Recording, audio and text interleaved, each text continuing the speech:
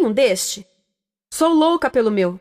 Na verdade, adoro todas as minhas coisas. Já se perguntou de onde vêm todas as coisas que compramos e para onde vão quando nos desfazemos delas? Não conseguia deixar de pensar nisso, por isso quis saber mais sobre o assunto. E os livros diziam que as coisas se deslocam ao longo de um sistema. Da extração para a produção, para a distribuição, para o consumo e para o tratamento de lixo. Isso tudo se chama a economia de materiais. Bem, estudei um pouco mais. Eu passei 10 anos viajando pelo mundo atrás de pistas de onde vêm as nossas coisas e para onde vão. E sabe o que eu descobri? Esta não é toda a história. Falta muita coisa nessa explicação.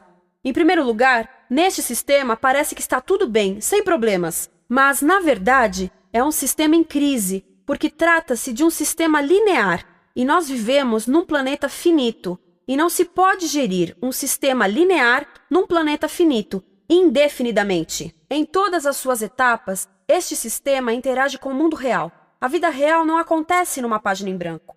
Interage com sociedades, culturas, economias, o ambiente. E durante as etapas, a vida vai se chocando contra seus limites. Limites que aqui não vemos porque o diagrama está incompleto.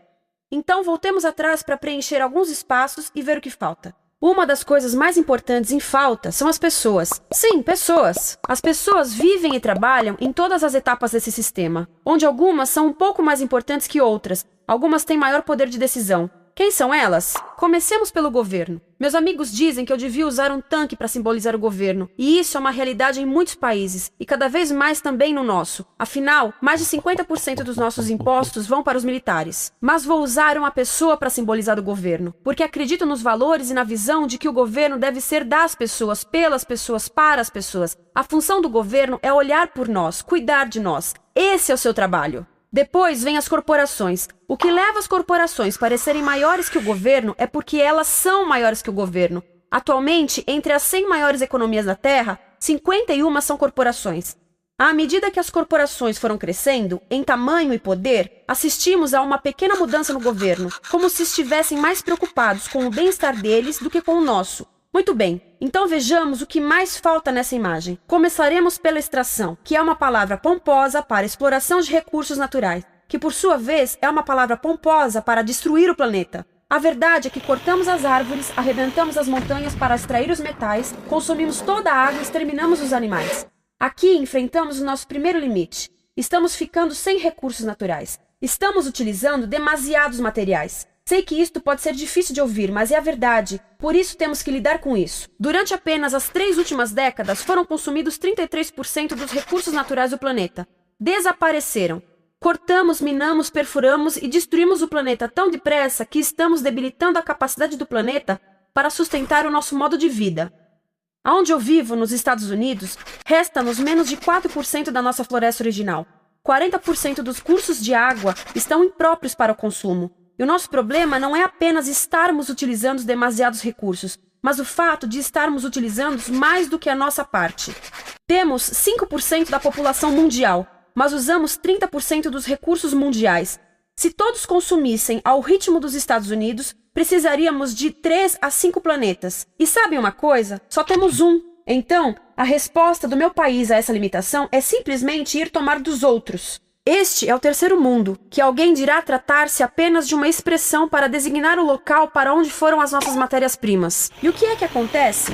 A mesma coisa, destruição do local. 75% das zonas de pesca do planeta estão sendo exploradas ao máximo ou além da sua capacidade. Desapareceram 80% das florestas originais do planeta.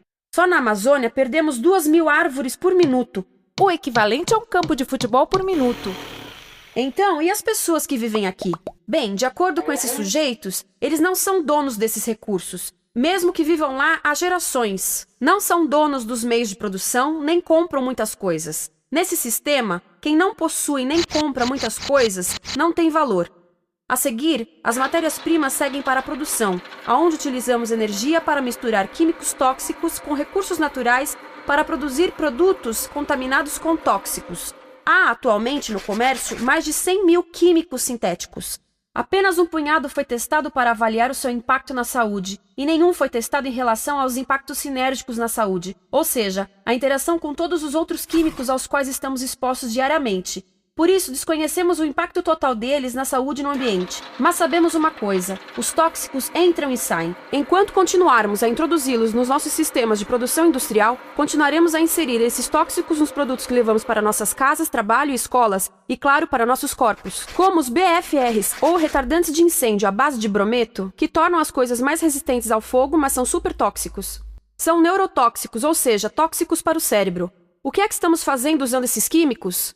Apesar disso, os usamos em nossos computadores, eletrodomésticos, sofás, colchões e até alguns travesseiros. Sim, pegamos nossos travesseiros, os revestimos com neurotoxinas, levamos para casa e dormimos por 8 horas com eles. Não sei, mas acho que num país com tanto potencial, poderíamos ter uma maneira melhor de evitar que as cabeças peguem fogo à noite. Sabia que essas toxinas vão se acumulando ao longo da cadeia alimentar e se concentram nos nossos corpos? Sabe qual é o alimento do topo da cadeia alimentar com o nível mais elevado de químicos tóxicos? O leite materno. Isto significa que os menores membros das nossas sociedades, os nossos bebês, recebem as maiores doses de químicos tóxicos das suas vidas a partir do leite das suas mães. Não acha que é uma incrível violação? A amamentação deveria ser o mais importante ato humano de nutrição. Deveria ser algo sagrado e seguro. A amamentação continua a ser o melhor e as mães devem amamentar, mas nós deveríamos proteger esse ato. Eles deviam protegê-lo. Eu pensava que zelavam pelos nossos interesses. As pessoas que mais sofrem com esses produtos químicos são os trabalhadores das fábricas. Muitos são mulheres em idade reprodutiva que trabalham com toxinas que afetam a gestação, carcinogênicos e muito mais. Agora eu pergunto: que tipo de mulher em idade reprodutiva trabalharia no emprego deste, exposta a estas toxinas, a não ser uma mulher sem outra alternativa? Essa é uma das maravilhas desse sistema. A erosão dos ecossistemas e economias locais aqui garante um fluxo constante de pessoas sem alternativas. No mundo, há 200 mil pessoas por dia se deslocando de ambientes que as sustentaram ao longo de gerações para cidades, onde muitas vivem em bairros de lata, à procura de emprego, por mais tóxico que seja. Não só os recursos são desperdiçados ao longo desse sistema, mas também pessoas, comunidades inteiras são desfeitas. Sim, as toxinas entram e saem. Muitas delas saem das fábricas em produtos, e muitas mais saem como subprodutos ou poluição, e estamos falando de muita poluição. Nos Estados Unidos, as indústrias admitem liberar mais de 1.800.000 quilos de químicos tóxicos por ano. Deve ser muito mais, porque isso é o que eles admitem. Trata-se de outro limite, porque quem quer ver e respirar 1.800.000 quilos de químicos tóxicos por ano? Então o que eles fazem? Mudam as fábricas poluidoras para o estrangeiro, para poluir outros países. Mas, surpresa, grande parte dessa poluição volta para nós trazida pelo vento. E o que acontece depois de todos os recursos naturais serem transformados em produtos? Passam por aqui, para a distribuição, o que significa vender todo o lixo contaminado com toxinas o mais rápido possível. Aqui, o objetivo é manter os preços baixos, com as pessoas comprando os produtos em constante movimento. Como eles mantêm os preços baixos? Pagam salários baixos aos trabalhadores das lojas e restringem o acesso aos seguros de saúde sempre que podem. Tudo se resume em exteriorizar os custos. O verdadeiro custo da produção não se reflete no preço. Em outras palavras, não pagamos aquilo que compramos. Outro dia estive pensando nisto. Ia a caminho do trabalho e queria ouvir as notícias. Por isso entrei numa loja para comprar um rádio. Encontrei um pequeno rádio verde engraçado que custava $4,99. Na fila do caixa pensei, como $4,99 podem refletir o custo da produção e transporte desse rádio até ele chegar nas minhas mãos? O metal deve ter sido extraído na África do Sul. O petróleo provavelmente do Iraque. O plástico produzido na China e talvez montado por uma criança de 15 anos numa fábrica do México. $4,99 não paga nem o aluguel do espaço ocupado na prateleira, nem parte do salário do empregado que me atendeu, ou as viagens de navio e caminhão que o rádio fez. Foi assim que eu percebi que eu não paguei o valor do rádio.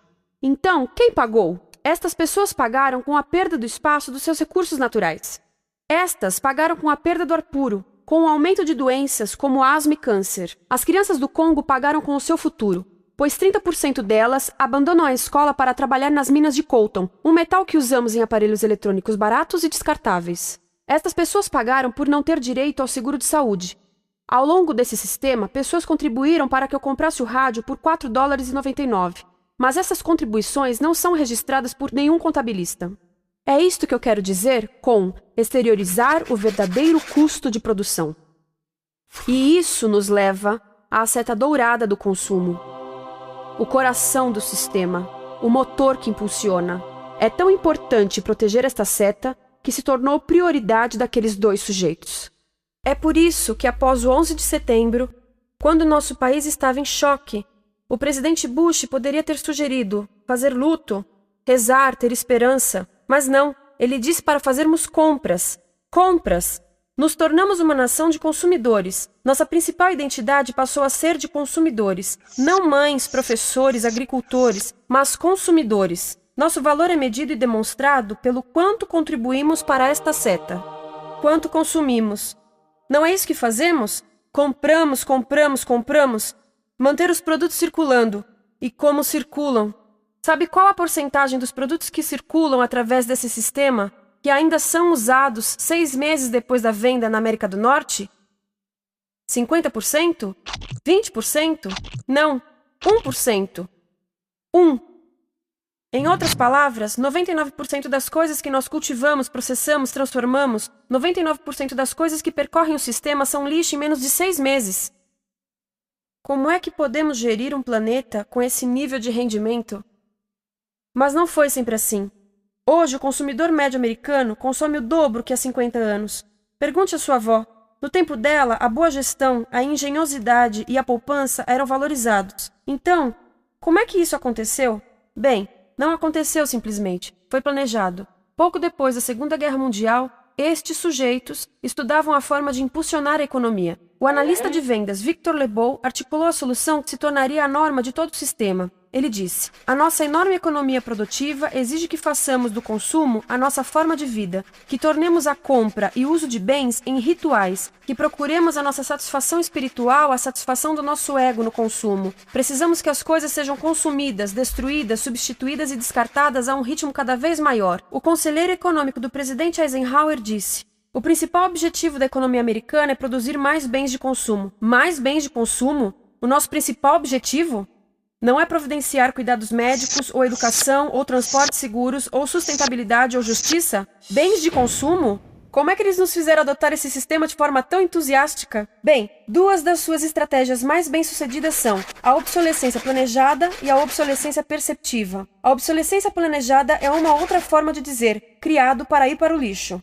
Eles fazem as coisas de modo que sejam inúteis tão rápido quanto possível para jogarmos fora e voltarmos a comprar. Isso é óbvio em sacolas ou copos de plástico, mas verifica-se isso em coisas maiores como esfregões, DVDs, máquinas fotográficas, churrasqueiras, quase tudo, até computadores. Já reparou que quando compra um computador, a tecnologia muda tão rápido que em poucos anos se torna quase um impedimento para a comunicação?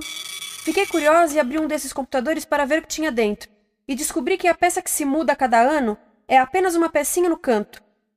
Mas não se pode mudar apenas essa peça, porque cada nova versão tem um formato diferente. Tem que jogar tudo fora e comprar um novo. Estive lendo sobre o design industrial da década de 50, quando a obsolescência planejada começou a aparecer. Esses designers eram muito claros sobre o assunto. Chegavam a debater quão rápido conseguiam que um aparelho avariasse, mas de modo que o consumidor mantivesse fé suficiente para ir comprar outro. Foi tão intencional, mas as coisas não avariam suficientemente rápido para manter essa seta funcionando. Por isso existe também a obsolescência perceptiva. A obsolescência perceptiva nos convence a jogar fora coisas que ainda são perfeitamente úteis. Como fazem isso? Mudam a aparência das coisas. Por isso, se comprou suas coisas há alguns anos, todos percebem que você não tem contribuído para essa seta. E como o nosso valor depende da nossa contribuição para essa seta, isso pode ser embaraçoso. Por exemplo, se eu tiver o mesmo monitor de computador gordo e branco na minha mesa por 5 anos e a minha colega tiver comprado um computador novo, ela vai ter um monitor plano brilhante que combina com o computador, com o celular e até com as canetas. Ela parece estar operando uma nave espacial e eu pareço que tenho uma máquina de lavar na mesa. A moda é outro bom exemplo. Já se perguntou por que os saltos dos sapatos das mulheres passam de largos para finos num ano e no próximo de finos para largos? Não é por haver um debate sobre qual deles é mais saudável. É porque usar saltos largos num ano de saltos finos mostra que você não contribuiu recentemente para a seta. Por isso não vale tanto quanto a pessoa com saltos finos ao seu lado, ou em um anúncio. É para comprarmos sapatos novos. A publicidade e a mídia em geral têm um papel importante nisto. Cada um de nós nos Estados Unidos é bombardeado com mais de 3.000 anúncios por dia. Vemos mais publicidade num ano do que as pessoas há 50 anos viam em toda a vida. Qual é o objetivo de um anúncio se não nos fazer infelizes com o que temos? Por isso, nos dizem 3.000 vezes por dia que o nosso cabelo está errado, nossa pele, nossa roupa, nossos móveis, nossos carros, nós estamos errados. Mas tudo se resolve se formos às compras. A mídia também ajuda a esconder tudo isto e isto. Por isso, a única parte da economia que vemos são as compras. A extração, produção e envio para o lixo acontecem fora do nosso campo de visão. Por isso, nos Estados Unidos, temos mais coisas do que tivemos antes, mas pesquisas mostram nossa felicidade declinando. Nossa felicidade teve seu pico na década de 50, a mesma época em que a febre consumista explodiu. Coincidência interessante. Acho que sei o porquê. Temos mais coisas, porém menos tempo para o que realmente nos faz felizes. Amigos, família, tempo livre. Estamos trabalhando mais do que nunca. Analistas dizem que não temos tão pouco tempo livre desde a sociedade feudal. E sabem quais são as duas atividades que mais fazemos no pouco tempo livre que temos? Ver televisão e fazer compras.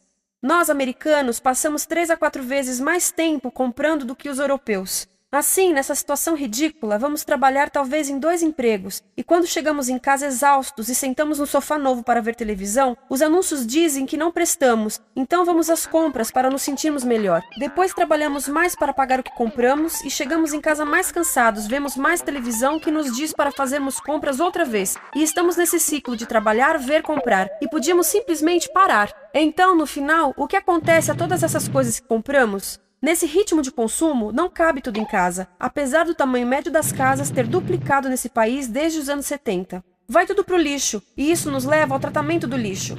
Essa é a parte da economia de materiais que conhecemos melhor, porque nós temos de levar o lixo até a esquina. Cada americano produz 2 quilos de lixo por dia, o dobro do que fazíamos há 30 anos. Todo esse lixo ou é despejado num aterro, que é um grande buraco no chão, ou ainda pior, primeiro é incinerado e depois despejado no aterro. As duas formas poluem o ar, o solo, a água, sem esquecer que alteram o clima. A incineração é realmente ruim. Lembra daqueles tóxicos da fase da produção? Bem, queimar o lixo libera esses tóxicos no ar. Pior ainda, produz supertóxicos novos, como a dioxina. A dioxina é a substância mais tóxica feita pelo homem, e os incineradores são a principal fonte de dioxina. Isso significa que podemos parar a principal fonte da mais tóxica substância conhecida e feita pelo homem, simplesmente parando de queimar o lixo. E podemos parar hoje. Algumas empresas não querem criar aterros e incineradores aqui. Por isso, também exportam os resíduos. Então, e a reciclagem? A reciclagem ajuda? Sim, a reciclagem ajuda. Ela reduz o lixo nessa extremidade e depois reduz a pressão para minerar e colher mais nessa extremidade. Sim, todos devemos reciclar, mas reciclar não é o suficiente. Reciclar nunca será suficiente, por 2 razões. Primeiro, o lixo que vem das nossas casas é apenas a ponta do iceberg. Para cada saco de lixo que deixamos na esquina, 70 sacos de lixo são criados anteriormente, só para fazer o lixo desse saco que deixamos na esquina. Assim, mesmo que pudéssemos reciclar 100% do lixo das nossas casas, não se chegaria ao coração do problema. Além disso, grande parte do lixo não pode ser reciclado, ou porque contém demasiados tóxicos, ou porque é criado de início para não ser reciclável, como aquelas caixas de suco, que têm as camadas de metal, papel e plástico, todas coladas. Não dá para separar essas camadas para reciclá-las. Como se vê, é um sistema em crise. Por todo o percurso, estamos batendo em limites, do clima em mudança ao decréscimo da felicidade. Simplesmente não está funcionando. Mas a parte boa de um problema tão generalizado é haver tantos pontos de intervenção.